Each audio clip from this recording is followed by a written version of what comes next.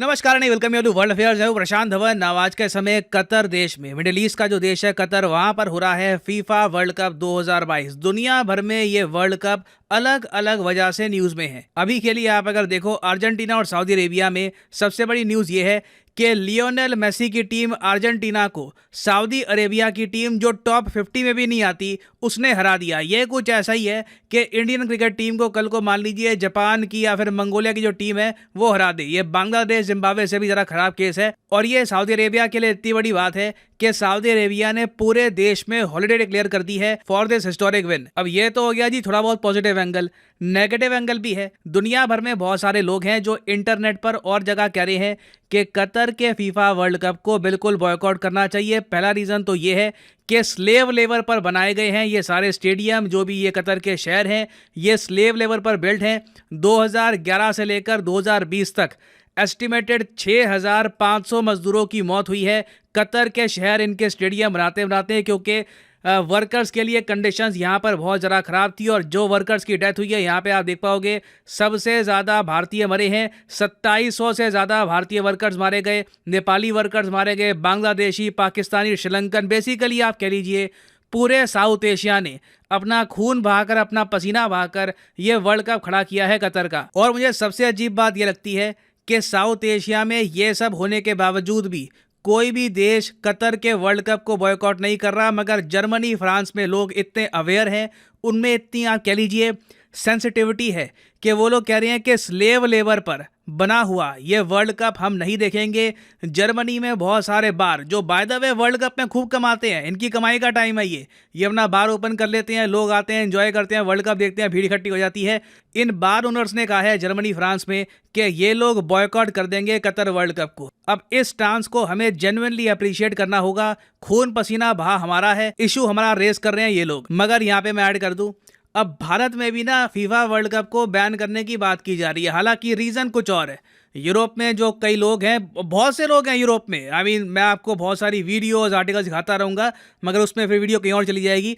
Europe में बड़ी आबादी है जो इस वर्ल्ड कप को बॉयकॉट करना चाहती है। अब हम देख रहे हैं कि भारत में भी मोमेंटम गेन हो रहा है कि कतर वर्ल्ड कप को ऑल टुगेदर बॉयकॉट कर दो। भारत में आज के समय जो रूलिंग पॉलिटिकल पार्टी है उसके कई लीडर कह रहे हैं कि फीफा वर्ल्ड कप को इंडिया की सरकार और इंडिया के लोग दोनों को करना चाहिए बॉयकॉट। इशू यहाँ पर इनका मेन ये है जाकिर नायक आपको पता होगा, ये भारत में घोड़े घोषित किए जा चुके हैं। इनका एक टेलीविजन नेटवर्क था पीस टीवी के नाम से, वहां पे खड़े होकर भाषण देते थे रिलीजन्स के बारे में। और इनके पीस टीवी ने इतनी कंट्रोवर्सी खड़ी कर दी, इनके मुंह से इतनी ज्यादा कंट्रोवर्शियल बातें निकली कि पीस टीवी को कई कंट्रीज ने बैन कर दिया।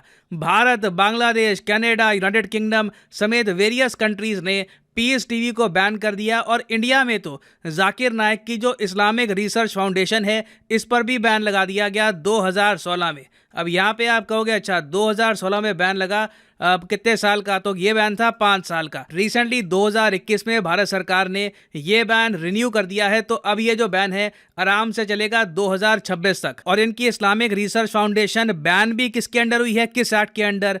यूएपीए के under, unlawful activities prevention act of 1967 के अंडर बैन होना बहुत बड़ी बात होती है। और सिंस जाकिर नायक पीस टीवी के ओनर थे, ये इस्लामिक रिसर्च फाउंडेशन को भी ये चलाते थे, तो इनके खिलाफ कार्रवाई भारत में होनी थी। मगर उससे पहले ये भाग गए और इनको शरण दे दी मलेशिया ने। यहाँ पर आप देख पाओगे मलेशिया एक इस्लामिक कंट्री है, यहाँ पे आज के समय जाकिर नायक रहते हैं। इनको मलेशिया ने दे दी है परमानेंट नागरिकता। और मलेशिया में जाकर भी इन्होंने अपने कंट्रोवर्शियल स्टेटमेंट देनी बंद नहीं करी। आपको याद होगा 2021 में न्यूज आई थी कि कई जो हिंदू टेम्पल्स है पाकिस्तान में उन पर अटैक हो रहा था। उस वक्त जाकिर नायक कहते हैं कि जी बिल्कुल ठीक अटैक हो रहा है, टेम्पल्स इस्लामिक कंट्री में बनने ही नहीं चाहिए। उल्टा इन्होंने यूएई, सऊदी अरेबिया को भी कहा कि वहां पर भी टेम्पल्स ये लोग क्यों अलाउ कर रहे हैं। अब आप खुद ही बताइए कि एक आदमी के जब ऐसे विचार हो तो उन्हें फीफा वर्ल्ड कप, जो दुनिया में सबसे ज्यादा देखा जाने वाला स्पोर्टिंग इवेंट है, क्या ऐसे मंच पर क्या जाकिर नायक जैसे आदमी को लाना चाहिए? अब कतर ने यही किया है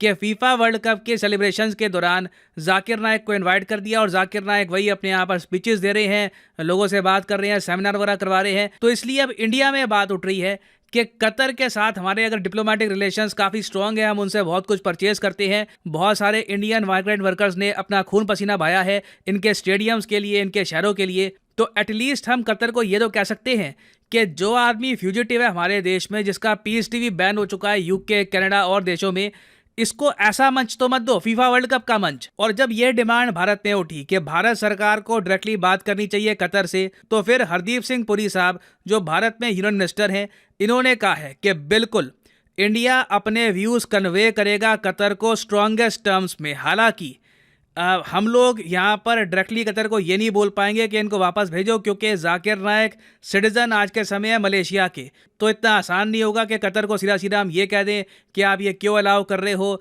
और इनको इंडिया में वापस भेजो। मगर इंडिया में हम देखा जा रहा है कि आवाज़ उठ रही है, कई लोग कह रहे हैं कि इंडियन फुटबॉल एसोसिएशन, उसके अलावा जो इंडियंस जा रहे हैं कतर में ट्रैवल करने के लिए, जो इंडियंस ऑनलाइन देख रहे हैं इस वर्ल्ड कप को, उन सभी को ये वर्ल्ड कप बॉयकॉट करना चाहिए। और अगर इंडिया ऐसा करता है ना, तो यूरोप में भी जो दबी हुई आवाज़ें हैं, देखो आवाज़ें बहुत सारी हैं यूरोप में भी, कई यूरोप के मैंने देखा है फुटबॉल क्लब है बहुत बड़े बड़े, उनके जो फैंस हैं वो लोग स्टेडियम में आए, उन्होंने बैनर लगा रखे हैं वहां पर कि कतर के फीफा वर्ल्ड कप को बॉयकॉट करो, ये बहुत ही गलत वर्ल्ड कप है।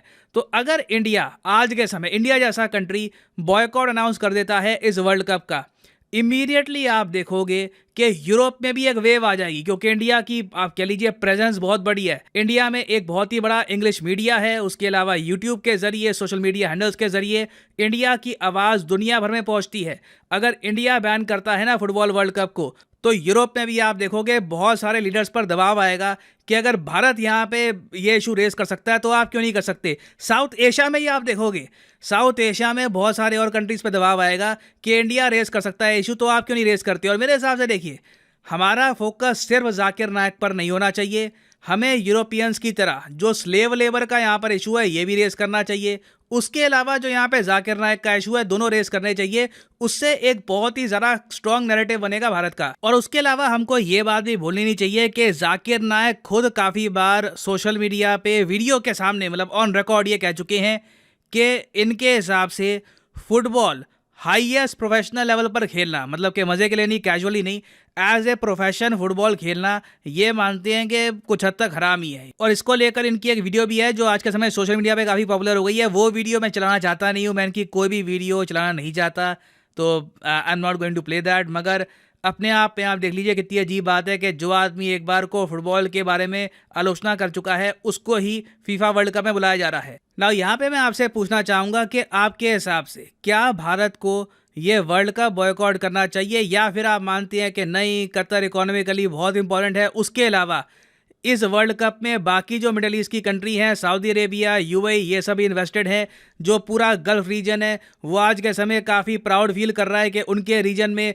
फुटबॉल का वर्ल्ड कप हो रहा है। तो अगर हम इसको बॉयकॉट करते हैं तो क्या पता जो पूरी गल्फ कंट्रीज़ हैं वो सब नाराज़ हो जाएं। तो लिखिएगा इसके बारे में कमेंट सेक्शन में, मैं जेन्युइनली जानना चाहूँगा आपका थॉट। क्या आप मानते हैं कि यूरोप में जो सेंटिमेंट ऑलरेडी बनी हुई है, दुनिया की और जगह जो सेंटिमेंट बनी हुई है, क्या उसके साथ भारत को मिलकर ये फीफा वर्ल्ड कप बॉयकॉट करना चाहिए, या फिर इसके अलावा इंडिया क्या स्टेप उठा सकता है?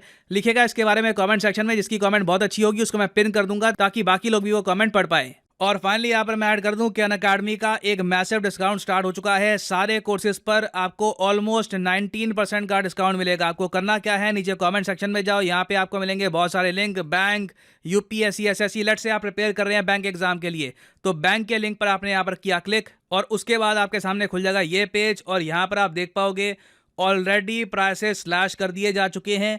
इसके ऊपर आप एक प्रोमो कोड और ऐड करते हो तो एडिशनल आपको 10% का और डिस्काउंट मिलेगा। टोटल डिस्काउंट आपका ऑलमोस्ट 19% का हो जाएगा यहाँ पर।